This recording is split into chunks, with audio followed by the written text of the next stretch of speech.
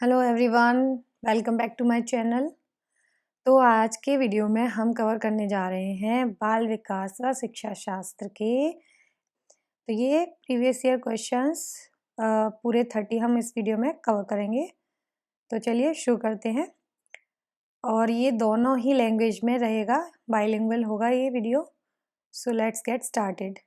तो पहला क्वेश्चन है, विकास के संबंध में निम्नलिखित में से कौन सा सार्थक तथ्य है। यानी विकास के संबंध में बताना है हमें, इनमें से ऑप्शंस में से जो भी एक सही आंसर कह सकते हो, सार्थक तथ्य या ज़्यादा अप्रोप्रिएट आंसर पूछा गया है। ठीक है, तो इंग्लिश में भी एक बार पढ़ लेते हैं कि विच of the following is a significant fact about the development. इनमें से कौन सा सिग्निफिकेंट फैक्ट होगा डेवलपमेंट के बारे में।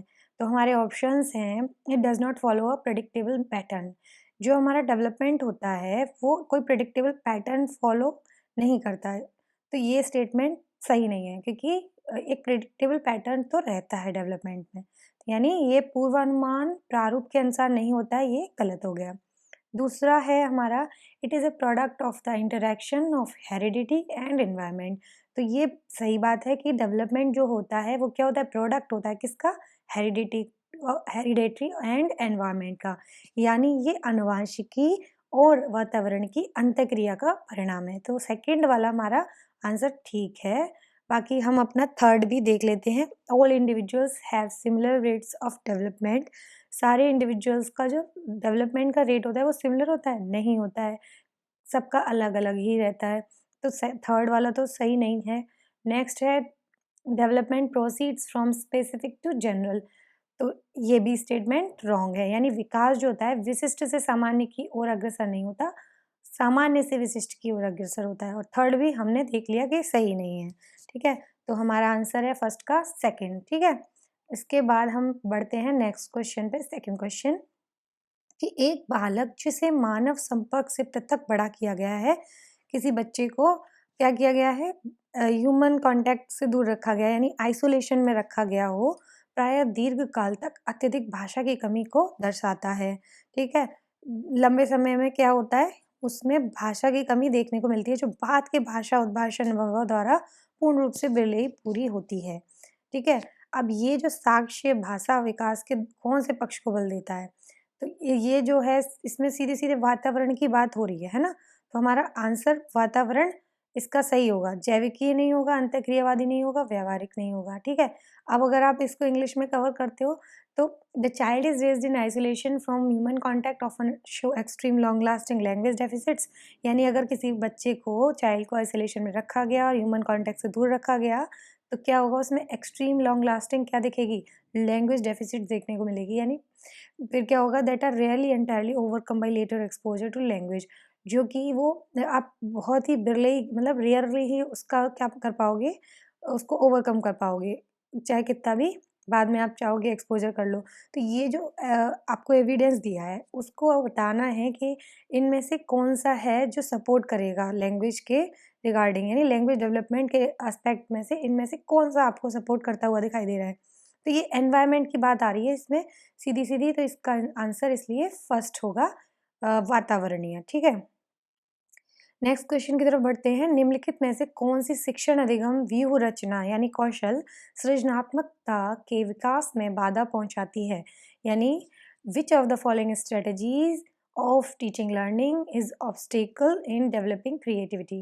यानी इनमें से कौन सी ऐसी स्ट्रेटजी है जो टीचिंग लर्निंग के उसमें बाधा पहुंचाने का काम करेगी। यानी टीचिंग लर्निंग की कौन सी ऐसी स्ट्रेटजी है जो क्या है, इनमें से एक एक बाधा है, किसमें, डेवलपिंग क्रिएटिविटी, बच्चे के अंदर क्रिएटिविटी को डेवलप करने में इनमें से कौन सी ऐसी स्ट्रेटजी है जो बाधा है। अब हमें ऑब्स्टेकल देखना है, बस ये दिमाग में रखना है एंड ऑप्शन को रीड करना है। तो पहला हमारा ऑप्शन है विद्यार्थियों को लचीले ढंग से चिंतन में सहायता करना। तो हमें ऑब्स्टेकल देखना है, यानी नेगेटिव देखना है। तो ये तो हमारा पॉजिटिव है, यानी फर्स्ट ऑप्शन है help students to think in flexible way. ये तो राइट है, हमें क्रिएटिविटी को अगर क्रिएट करना है, बच्चे के अंदर डेवलप करना है, देन हम उसे फ्लेक्सिबल वेज में सोचना सिखाएंगे, है ना। तो ये पॉजिटिव है, यानी ऑब्स्टिकल तो नहीं है। एंड सेकंड है विद्यार्थियों को जोखिम या खतरा उठाने के लिए प्रोत्साहित करना।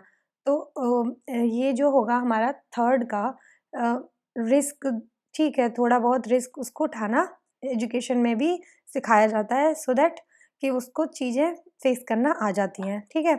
उसके बाद शिक्षण अधिगम के दौरान विद्यार्थियों को अति नियंत्रित करना। अब यहाँ हमारा एक ऑब्स्टिकल वाला वर्ड, नेगेटिव वर्ड हमें मिल रहा है, अति नियंत्रित करना, राइट। तो ये हमारा आंसर इसमें हो सकता है, क्योंकि हमें ऑब्स्टिकल बताना था, ये जो है ऑब्स्टिकल ही है, यानी ओवर कंट्रोल स्टूडेंट्स को कभी ओवर कंट्रोल करना ही नहीं है ड्यूरिंग टीचिंग लर्निंग। तो ये हमारा अब आंसर ऑब्स्टिकल हमें मिल गई, जो क्या करेगी, क्रिएटिविटी को डेवलप नहीं होने देगी, ठीक है। तो और फोर्थ भी देख लेते हैं क्या बोल रहा है। विद्यार्थियों को अध्यवसायी और विलंब संतुष्टि हेतु मार्गदर्शन प्रदान करना, यानी guide student to be persistent and delay gratification. तो जो बच्चे हैं उनके अंदर गाइड स्टूडेंट्स यानी विद्यार्थियों को परसिस्टेंट यानी कंटिन्यूस बनाना है ना, और उन्हें संतुष्टि के लिए डिले ग्रेटिफिकेशन के लिए गाइड करना। तो ये हमारा एक पॉजिटिव है, इसलिए इसको भी नहीं हमें देखना है, ये बाधा नहीं है इसलिए। नेक्स्ट क्वेश्चन की तरफ बढ़ते हैं। संवेग की प्रकृति निम्नलिखित में से कौन से कथन से सही रूप में प्रकट होती है, ठीक है। संवेग यानी इमोशन, ठीक है। इसका इंग्लिश में क्वेश्चन है, द नेचर ऑफ इमोशन, यानी जो इमोशन का नेचर है, correctly depicts in which of the following statement. तो इन स्टेटमेंट में से किस ऐसे स्टेटमेंट में आपको दिखाई दे रहा है कि वो नेचर ऑफ इमोशन है ना, सही रूप से दिख रहा है कि हाँ ये तो है नेचर का इमोशन, ठीक है। तो पढ़ते हैं कि कुछ एक संवेगों का ही व्यवहारात्मक पक्ष होता है, यानी some emotions has behavioural aspect. तो जो हमारा ये है बिहेवियरल एस्पेक्ट तो नहीं होता, सम इमोशंस, कुछ इमोशंस का तो नहीं होता, तो ये रॉन्ग है हमारा। अब हमें सेकेंड ऑप्शन पढ़ना है कि संवेग जीव का स्थायी अवस्था है। तो ऐसा भी नहीं है कि इमोशंस जो हैं परमानेंट स्टेट होंगे किसी भी ऑर्गेनिज्म के, तो ये भी इनकरेक्ट है, हमें देखना था करेक्टली डिपिक्ट वाला, है ना। तो अब थर्ड वाला पढ़ते हैं। संवेगात्मक प्रकटीकरण को अधिगम द्वारा परिवर्तित नहीं कर सकते, ठीक है। यानी ये वाला ऑप्शन बोल रहा है कि इमोशनल एक्सप्रेशंस जो होते हैं वो आप मॉडिफाई नहीं कर सकते बाय लर्निंग, ठीक है। तो ये भी इनकरेक्ट है। आप इमोशनल एक्सप्रेशंस को क्या कर सकते हो, मॉडिफाई कर सकते हो डेफिनेटली, तो ये नहीं है। नेक्स्ट ऑप्शन है हमारा, स्टेटमेंट है, every emotion is accompanied by a feeling. सारे इमोशंस जो होते हैं वो क्या होते हैं, फीलिंग के साथ में निहित होते हैं, है ना। तो ऑप्शन है हिंदी वाला, प्रत्येक संवेग के साथ एक भावना निहित रहती है। So this is the right answer, जिसमें क्या है, nature of emotion correctly depict हो रहा है, यानी संवेग की प्रकृति है ना हमें प्रकट हो रही है इसमें, ठीक है। तो आंसर फोर्थ का हो जाएगा, फोर्थ। ओके, नेक्स्ट क्वेश्चन पढ़ते हैं। बालकों की सामाजिक दक्षता के विकास के लिए निम्नलिखित में से कौन सी परवरिश शैली अधिकतम प्रभावी है, ठीक है। तो जो बच्चे हैं ना वो क्या है, उनकी बालकों की सामाजिक दक्षता के विकास के लिए क्या है, हमें कौन सी परवरिश शैली यानी पेरेंटिंग स्टाइल की बात आ रही है यहाँ पे, वो इफेक्टिव या सबसे अच्छी की बात है, तो इन ऑप्शंस में से सेलेक्ट करना है सही, ठीक है। इंग्लिश में पढ़ते हैं, which of the following parenting styles is most effective for development of children's social competence. तो हमें ये इसमें पेरेंटिंग स्टाइल बतानी थी, तो अथॉरिटेरियन होती है, अधिक नायकवादी, ये थोपने का काम इसमें चलता है, तो ये नहीं होगा। नेग्लेक्टफुल भी नहीं होना है किसी भी पेरेंटिंग स्टाइल में, अच्छी पॉजिटिव पेरेंटिंग स्टाइल में तो नहीं होना है। एंड अथॉरिटेटिव की बात आती है यानी प्राधिकारिक की, तो प्राधिकारिक तो राइट होगा, बिकॉज इसमें क्या होता है, इसमें कनेक्शन बिल्डअप करते हैं। ये वाला वैसे भी क्वेश्चन जो है हमारा PYQ हमने शॉर्ट में डिटेल में कवर किया हुआ है। If you want to cover it in detail so you can go and visit, but I have explain here also कि अथॉरिटेटिव ही इसमें राइट होगा, कृपालु भी नहीं होगा, क्योंकि इसमें इग्नोरेंस हो जाता है, बच्चों की बहुत सारी चीज़ें हमें अवॉइड करनी होती है। तो इंडल्जेंट बहुत ज़्यादा कृपालु नहीं होना है, सॉरी, इसमें इंडल्जेंट में होता है कि आप क्या करते हो बच्चे के साथ में, इतने काइंड, इतने कह सकते हो कि पैम्परिंग करते हो कि उसको ट्रीट देना, ये देना, हम इसको दिलाएंगे, ये काम कर लो, इस तरह का बिहेवियर रहता है। So this is not a कैसा पेरेंटिंग स्टाइल नहीं है, ये इफेक्टिव तो नहीं है। सो अब हमारा आंसर है फिफ्थ का थर्ड, अथॉरिटेटिव, ठीक है। ये ऐसी पेरेंटिंग स्टाइल है जो क्या करती है, चिल्ड्रन को सोशल कॉम्पिटेंस बनाने का काम करती है, ठीक है, सामाजिक उसमें दक्षता बढ़ाने का काम करती है। नेक्स्ट क्वेश्चन की तरफ बढ़ते हैं। निम्नलिखित में से कौन सा उपकरण संरक्षणात्मक या निर्माणात्मक आकलन के लिए उपयुक्त प्रतीत नहीं होती है? ओके, तो out of the following which tool is not seems to be appropriate for formative assessment.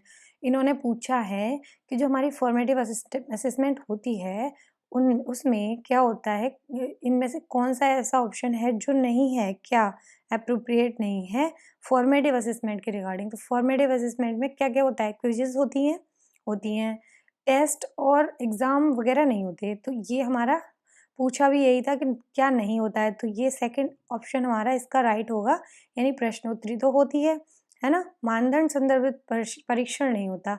समूह पर चर्चा भी होती है, वार्तालाप होती है, यानी इंस्ट्रक्शन के दौरान जो कुछ वो उनको बच्चों को पढ़ाया जाता है वो सारी चीज़ें चलती हैं। थोड़ा बहुत क्विज़ेस भी होते हैं, उसमें ग्रुप डिस्कशन भी होते हैं, सारी चीज़ें होती हैं, लेकिन टेस्ट तो समेटिव असेसमेंट में ही होते हैं, एग्ज़ाम्स भी उसी में ही होते हैं, ठीक है। तो हमारा इसका आंसर मिल गया सेकंड, ठीक है। अब बढ़ते हैं 7th में। चॉम्स्की के अनुसार भाषा अर्जित करने की एक अंतर्जात क्षमता जो मानव को जैविक वंशागति के फलस्वरूप प्राप्त हमारी अद्वितीय क्षमता है, तो उसको क्या कहते हैं? तो चॉम्स्की ने किसकी बात करी है? अब आप ऑप्शंस पढ़ेंगे कि भाषा अनुकूलन श्रेणी, भाषा अर्जन साधन, भाषा स्वीकार इच्छा, भाषा अर्जन क्षेत्र। तो आपको इसमें थोड़ा कन्फ्यूजन हो सकती है, but in English you know कि लैंग्वेज एक्विजिशन डिवाइस होता है उसका आंसर, है ना। चॉम्स्की किसकी बात कर रहे हैं? Language acquisition device. इसको ध्यान रखना है कि चॉम्स्की ने बोला हुआ है कि भाषा अर्जित करने की एक अंतर्जात क्षमता जो होती है, जो मानव को क्या करती है, जैविक वंशागति के फलस्वरूप प्राप्त होती है, ठीक है। तो ये है हमारा लैंग्वेज एक्विजिशन डिवाइस। अब हम बढ़ते हैं क्वेश्चन नंबर 8 की तरफ। समावेशन का तात्पर्य है एक विशेष आवश्यकता वाले बालक को नियमित कक्षा में शिक्षित करना, ठीक है, या नियमित या सामान्य कक्षा में शिक्षित करना, ठीक है। तो हमारे ऑप्शन है कुछ समय के लिए, अधिकांश समय के लिए, पूरे समय के लिए, या विद्यालय में सामाजिक गतिविधियों के दौरान। अगर आप समावेशन की बात करते हो तो समावेशन में क्या होता है, किसी विशेष आवश्यकता वाले बालक को क्या किया जाता है, एक ही क्लास के अंदर इक्वलिटी के साथ में फुल टाइम उसको करा जाता है शिक्षित, है ना। यानी अगर इंग्लिश का टर्म पढ़ते हैं, इस क्वेश्चन को पढ़ते हैं, तो the term inclusion means educating a child with special need in the regular classroom. जो इंक्लूशन का मतलब है कि किसी भी बच्चे को क्या करना है, स्पेशल नीड वाले बच्चे को रेगुलर क्लासरूम के अंदर फुल टाइम के लिए पढ़ाना है ना। फुल टाइम उसको उसी तरीके से रखना है, ना कि सम टाइम, ना most of the time, and fourth भी नहीं होगा।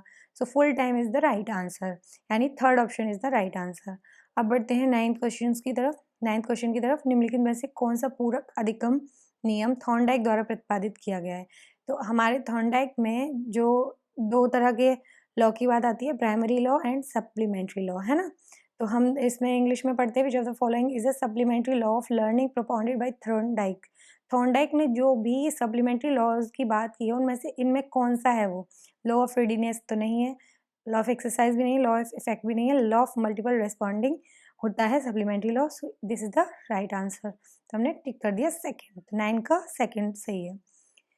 10वां है अधिगम अयोग्यता या निर्योग्यता उपयुक्त रूप में परिभाषित की जा सकती है, ठीक है। यानी लर्निंग डिसेबिलिटी जो है उसको हम अप्रोप्रिएटली डिफाइन कर सकते हैं इनमें से किस ऑप्शन के द्वारा। तो पढ़ते हैं, ये बाह्य है और शैक्षिक और सांस्कृतिक वंचना से होती है।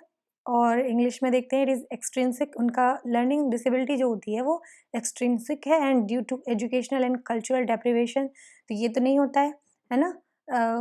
तो first is not the right answer. उसके बाद ये आंतरिक है और केंद्रीय तंत्र के दुष्क्रिया से होती है। तो जी हाँ, ये नर्वस सिस्टम के डिसफंक्शन से होता है। तो it is intrinsic and due to central nervous system dysfunction. तो सेकेंड आंसर राइट है। तीसरा भी पढ़ लेते हैं, ये है क्या? ये बाह्य है और सामयिक विक्षोभ बाधा से होती है, यानी it is extrinsic and due to emotional disturbance. Emotional disturbance से तो नहीं होती लर्निंग डिसेबिलिटी, है ना।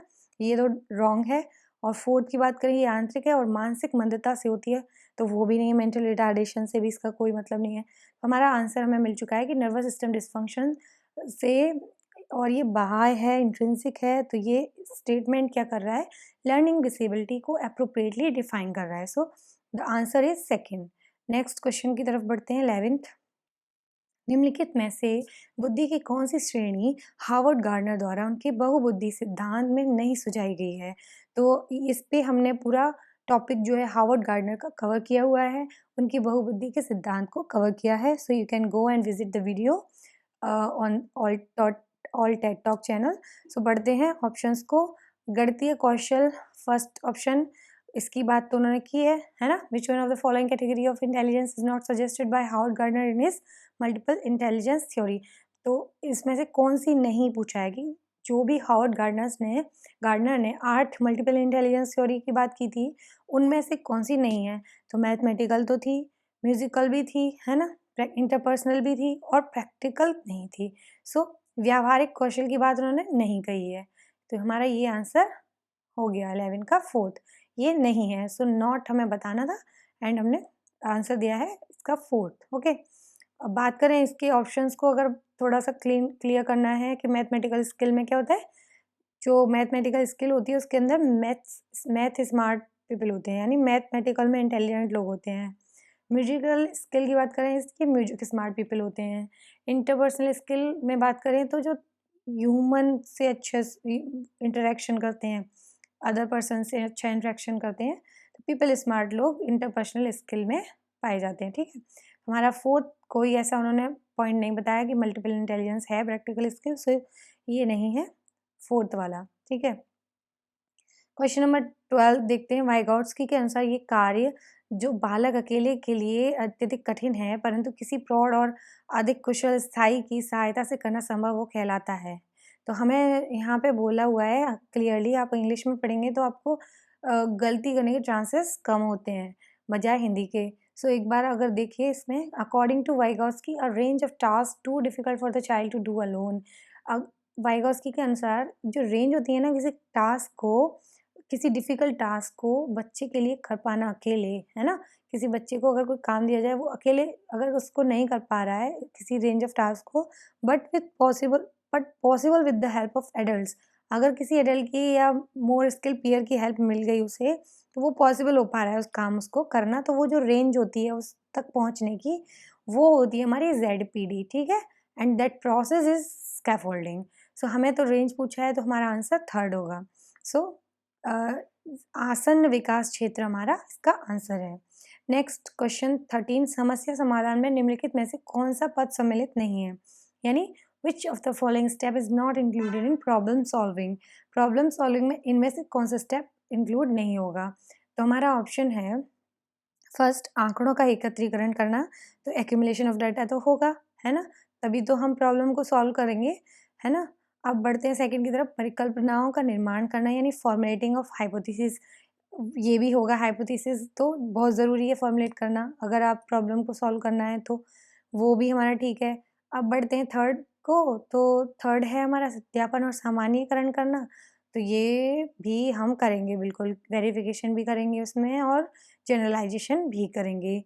उद्दीपक के प्रति अनुक्रिया करना है, रेस्पॉन्डिंग टू दिस स्टिमुलस का प्रॉब्लम सॉल्विंग से कोई लेना देना नहीं है, इसलिए this is not included in problem solving and this is the right answer. 13 का हो गया फोर्थ। पढ़ते हैं क्वेश्चन नंबर 14 की तरफ। अधिगम है यानी लर्निंग है, क्या है इनमें से, ऑप्शंस को पढ़ते हैं। फर्स्ट ऑप्शन है जो कुछ हम जानते हैं वो सब अधिगम किया हुआ है, यानी everything we know is learn, नहीं। ठीक है, अब दूसरा देखते हैं, व्यवहार ज्ञान और कौशल पर तुलनात्मक स्थायी प्रभाव है, यानी जो लर्निंग है अधिगम है। अधिगम क्या होता है, अधिगम ये है कि आपका परमानेंट कुछ इन्फ्लुएंस बना, किसमें, बिहेवियर में, नॉलेज में एंड स्किल में, तो आप कह सकते हो कि आपने वो चीज़ सीखी है ना, देन इट इज़ लर्निंग, यानी अधिगम कहलाएगा। ठीक है, तो हमारा आंसर सेकेंड होगा। अब हम पढ़ लेते हैं बाकी के ऑप्शंस को भी कि क्या है हमारे ऑप्शंस। तो ऑप्शन है प्रत्यक्ष रूप से अवलोकन और मापन योग्य है, यानी डायरेक्टली ऑब्जर्वेबल है, मेजरेबल है, ऐसा बिल्कुल नहीं है। और फोर्थ है विशिष्ट आयु स्तर तक सीमित है, यानी किसी पर्टिकुलर एज लेवल से लर्निंग का कोई लेना देना नहीं है, वो किसी भी एज में की जा सकती है, लर्निंग किसी भी एज में पॉसिबल है। सो राइट आंसर है कि जो हमारा परमानेंट इन्फ्लुएंस अगर बिहेवियर में, नॉलेज में, स्किल में है, यानी व्यवहार ज्ञान और कौशल पर कुछ हमारा प्रभाव, तुलनात्मक प्रभाव बन रहा है, then it is learning. Okay, so 14 का आंसर है सेकंड। नेक्स्ट क्वेश्चन की तरफ बढ़ते हैं 15 की तरफ। तो 15 क्वेश्चन है, अधिगम के सामाजिक निर्मितवादी उपागम की विशेषता है। तो क्वेश्चन इंग्लिश में देखें कि characteristic of social constructivist approach of learning, सामाजिक निर्मितवाद की बात आ रही है, ठीक है। तो इसमें हमें देखना है उसकी कैरेक्टरिस्टिक, ठीक है, विशेषता देखनी है। चलिए पढ़ते हैं। फर्स्ट ऑप्शन, अधिगम के लिए बालक के संज्ञान पर बल देना, यानी एम्फेसिस करना चाइल्ड की कॉग्निशन को लर्निंग के लिए। तो इसका सोशल कंस्ट्रक्टिविस्ट का विशेषता तो नहीं है इसमें स्टेटमेंट में। नेक्स्ट स्टेटमेंट है, अधिगम के लिए सूचना प्रक्रम पर बल देना। अगर हमें emphasis on processing of information for learning, जो हमारी इंफॉर्मेशन है लर्निंग के लिए उसकी प्रोसेस पर बल देने का काम है, तो वो भी नहीं है, ठीक है। Emphasis on processing of information, information को प्रोसेस करना लर्निंग के लिए, तो वो ऐसा नहीं है। यानी हमारा सोशल कंस्ट्रक्टिविस्ट जो होती है उसके लिए ये तो विशेषता नहीं है। थर्ड हम पढ़ते हैं, अधिगम के लिए दूसरों से सहयोग पर बल देना। ये होगा हमारा राइट आंसर, क्योंकि जब भी सोशल कंस्ट्रक्टिविस्ट या आप कह सकते हो सामाजिक निर्मितवाद की बात आती है, तो वहाँ समाज के साथ हमें करना होता है कोलैब, ठीक है, दूसरों के साथ सहयोग करना होता है, उस पर हमें बल देना होता है, इसलिए हमारा इसका आंसर होगा third. So our answer is 15 का थर्ड। अब आगे बढ़ते हैं, इसका फोर्थ भी पढ़ लेते हैं कि अधिगम के लिए अनुभवों पर बल देना। तो एक्सपीरियंसेस का भी सोशल कंस्ट्रक्टिविस्ट में कोई विशेषता नहीं है। नेक्स्ट क्वेश्चन है क्वेश्चन नंबर 16।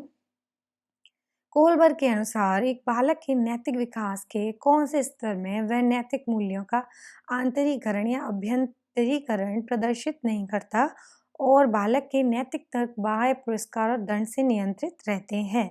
यानी आप इसका इंग्लिश में क्वेश्चन देखेंगे तो कह रहा है, according to Kohlberg which level of moral development of a child shows no internalisation of moral values and the moral reasoning of the child is controlled by external rewards and punishment। तो यहाँ पर आपको बताना है rewards and punishment वाला option, है ना। Pre conventional, conventional, post conventional और यूनिवर्सल एथिकल प्रिंसिपल, इन चारों ऑप्शन में से आपका कौन सा राइट होगा इसमें। तो बात करें, इसका आंसर होगा प्री कन्वेंशनल, क्योंकि इस वाली स्टेज में क्या होता है, चाइल्ड कंट्रोल किया जा सकता है रिवॉर्ड्स एंड पनिशमेंट से, है ना। और इसमें क्या होता है, इसमें इंटरनलाइजेशन तो नहीं आती, बच्चा एक्सटर्नल चीज़ों से अफेक्ट रहता है ना, उसकी मोरल वैल्यूज एक्सटर्नल चीज़ों पे ज़्यादा डिपेंड होती हैं। सो इसलिए हमारा इसका आंसर प्री कन्वेंशनल होगा, और इसको कह सकते हो पूर्व परंपरागत, यानी फर्स्ट हमारा इसका आंसर है पूर्व परंपरागत।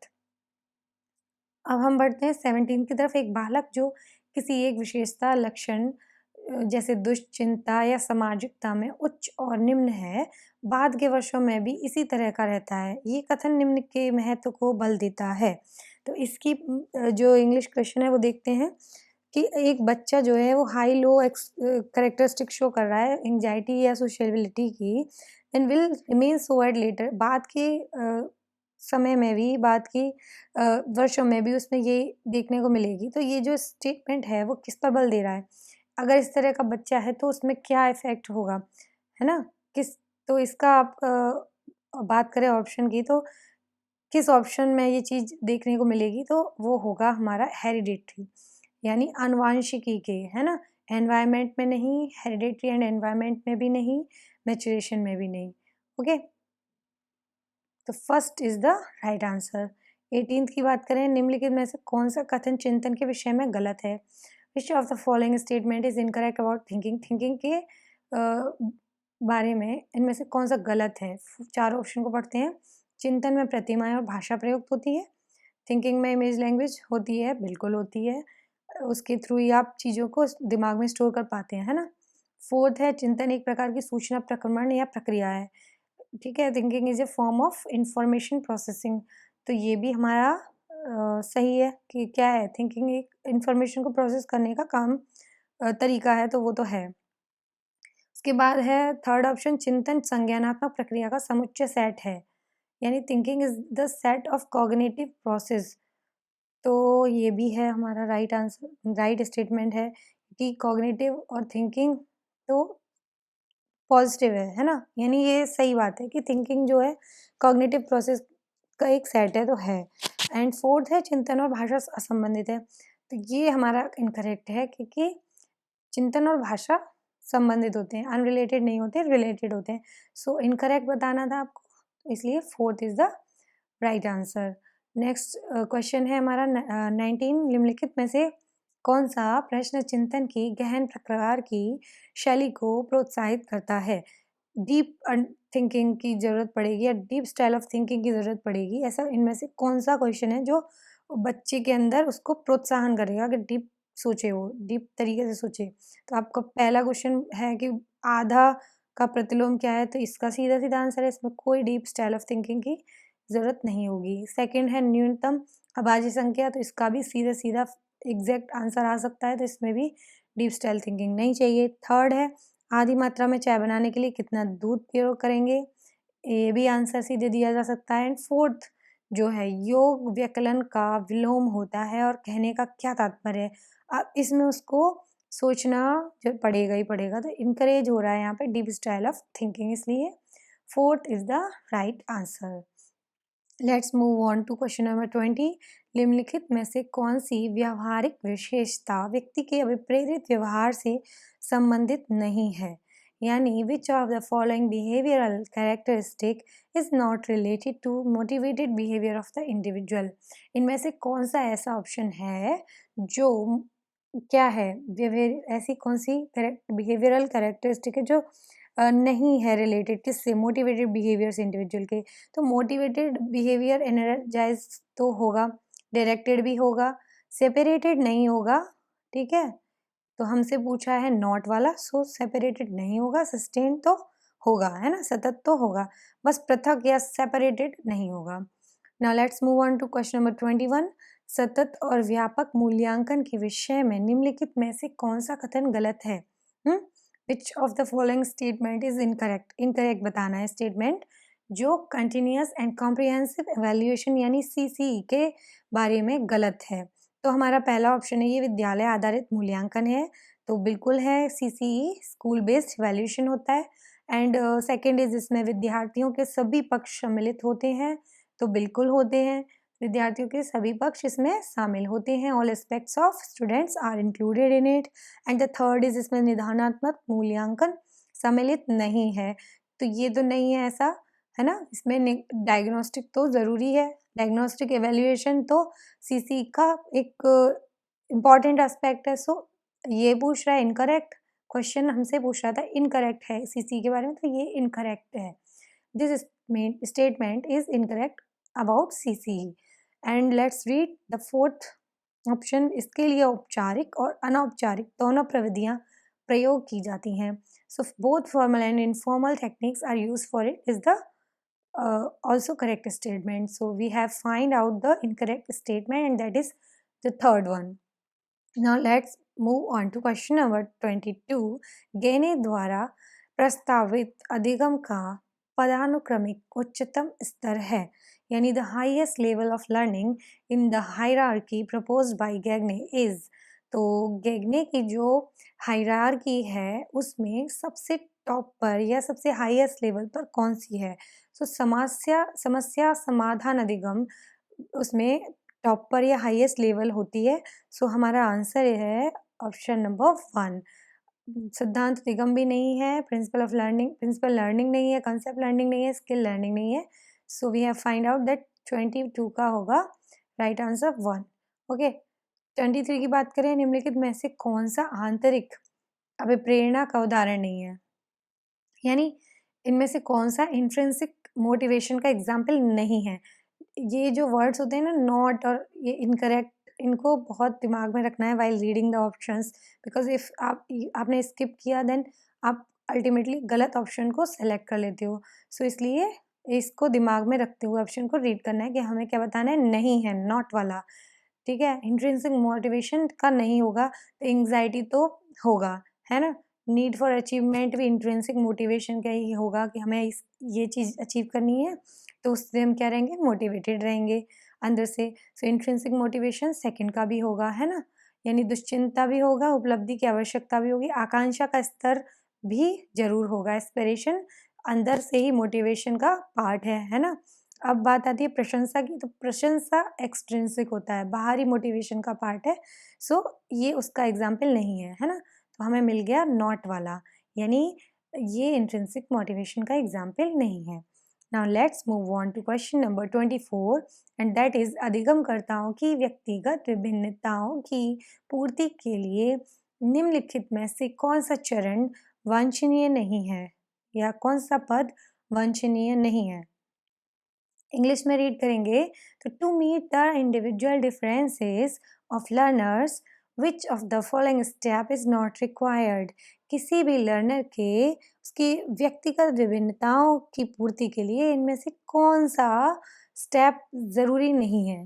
तो पहला है हमारा व्यक्तियों की योग्यताओं का सही आकलन करना। तो ये तो होगा, है ना। इंडिविजुअल डिफरेंसेस अगर हमें देखने हैं लर्नर्स के, तो वहाँ हम एबिलिटी को तो एक्यूरेटली क्या करेंगे, असेस करेंगे। ठीक है, तो ये हमें नॉट वाला आंसर बताना है यहाँ पे, जो नहीं है तो ये तो है। अब देखते हैं व्यक्तिपरक अनुदेशन देना या इंडिविजुअलाइजेशन ऑफ इंस्ट्रक्शन, तो ये भी हम करते हैं, है ना। लेकिन सामाजिक आर्थिक स्तर की पहचान करने की जरूरत नहीं होती है। So this is the right answer, answer number 3, option number 3। Okay, and fourth option is विशिष्ट प्रतिभाओं की पहचान करना, आइडेंटिफिकेशन ऑफ स्पेशल टैलेंट्स। तो हमें बताना था कि नहीं है, तो 24 का हमारा आंसर है third, identification of socio economic status. इसकी ज़रूरत आइडेंटिफाई करने की नहीं है आपको लर्नर्स के लिए, उनके इंडिविजुअल डिफरेंस की बात करें तब। तो ये हमारा मिल गया आंसर नंबर 3। ना क्वेश्चन नंबर 25 है विकास के पक्ष या क्षेत्र जैसे कि शारीरिक, संज्ञानात्मक, सामाजिक और संवेगात्मक निम्नलिखित में से कौन सी प्रक्रिया से विकसित होते हैं। तो क्वेश्चन नंबर 25 का इंग्लिश वर्जन है the domains of development such as physical, cognitive, social and emotional are developed in which of the following processes. तो डिस्टिंक्टली या पृथकता से तो नहीं है, आंशिकता से या पार्शली नहीं, यदशिकता से, यानी डिफिकल्ट वर्ड है हिंदी में, आप ऑप्शन इंग्लिश में पढ़ेंगे then you will easily find out the answer. Randomly नहीं, है ना। फोर्थ है समग्रता और साकल्यता, संपूर्णता से। तो बिल्कुल इंटीग्रेटेड और होलिस्टिकली ही हमारा इसका आंसर होगा, क्योंकि ये पूछ रहा था कि domains of development such as physical, cognitive and social and emotional are developed in which of the following.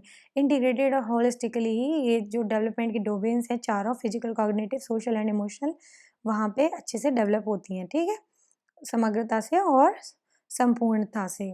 अब क्वेश्चन नंबर 26 को देखते हैं। बालक की विवेचना तार्किक नहीं है और ये अंतर्ज्ञान, अंतर्बोध पर आधारित है, ना कि व्यवस्थित तर्क पर। तो पियाजे के अनुसार संज्ञानात्मक विकास की अवस्था क्या कहलाती है, कौन सी वाली। तो reasoning of child is not logical, logical नहीं है। ठीक है, and is based on intuition, intuition पे बेस्ड है, ना कि सिस्टमेटिक लॉजिक पर। तो लॉजिक तो प्री ऑपरेशंस में नहीं होते और सेंसरी मोटर में नहीं होती। तो अब इन दोनों में तो थोड़े थोड़े, फॉर्मल में तो अच्छे से ही हो जाते हैं, कॉन्क्रीट हो जाते हैं, इसमें भी लॉजिक आ जाते हैं।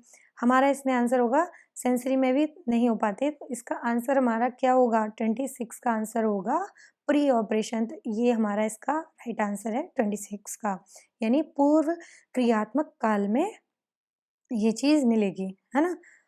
तो अब आगे बढ़ते हैं। निम्नलिखित में से कौन सी विशेषता वंचित बालक की नहीं है। वंचित बालकों यानी जो डिसएडवांटेज चाइल्ड होते हैं, उनकी कौन सी इनमें से विशेषता नहीं है। तो ऑप्शन है जीवन की आधारभूत आवश्यकताओं की अपर्याप्तता को झेलना, ये तो है। तो फर्स्ट तो है, तो ये हमें नहीं बताना है।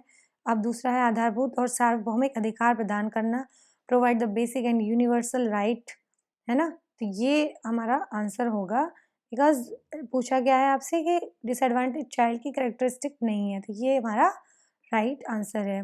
भावी मनोशैक्षिक समस्याओं का संकट या खतरा, ये नहीं होगा। उसकी स्वाभाविक दर से विकास के अवसरों से वंचित रखना, ये भी नहीं होगा। तो हम पढ़ते हैं जल्दी जल्दी 28 पर। बहुबुद्धि या मन के फ्रेम या ढांचे सिद्धांत के प्रवर्तक कौन थे। तो बहुबुद्धि की बात आती है तो हमें पता है कौन होगा, Howard Gardner, who was a propounder of multiple intelligence या फ्रेम्स ऑफ माइंड थ्योरी। तो हमें ध्यान रखना है कौन है, Howard gardener.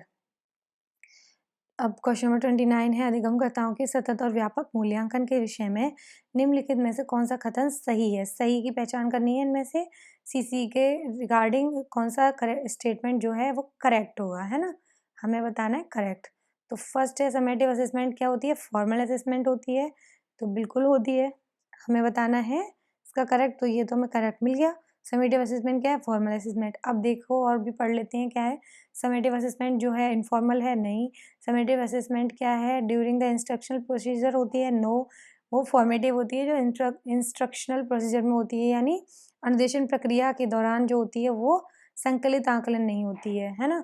Fourth, summative assessment emphasises on diagnosing difficulties of students, बिल्कुल सही बात है, तो हमें करेक्ट बताना था। Sorry, fourth is not the right answer, answer number 1 होगा इसका राइट, क्योंकि 29 में पूछा है करेक्ट। तो करेक्ट है, समेटिव असेसमेंट क्या होती है, फॉर्मल असेसमेंट होती है। 30 क्वेश्चन है, निम्नलिखित में से अधिगम की कौन सी परिस्थिति बाल केंद्रित शिक्षा पर आधारित नहीं है। तो चाइल्ड सेंटर्ड एजुकेशन पर कौन सी जो सिचुएशन है वो बेस्ड नहीं है ना। Learning is not based on child centre education, इनमें से कौन सी लर्निंग है जो बेस नहीं है। तो हमने कवर कर लिए इसके सीडीपी के एस्टेट के 2018 के PYQs, एंड ये PYQs आपके इतने अच्छे और इम्पॉर्टेंट हैं जो आपको अदर एग्जाम्स में CTET KVS में भी बहुत सारे इसमें ऐसे टॉपिक हैं जो हेल्प कर सकते हैं वहाँ पर। सो इस वीडियो को अच्छे से समझ पाए हैं तो please like, share and subscribe the channel, and thank you so much. Stay connected for the next video.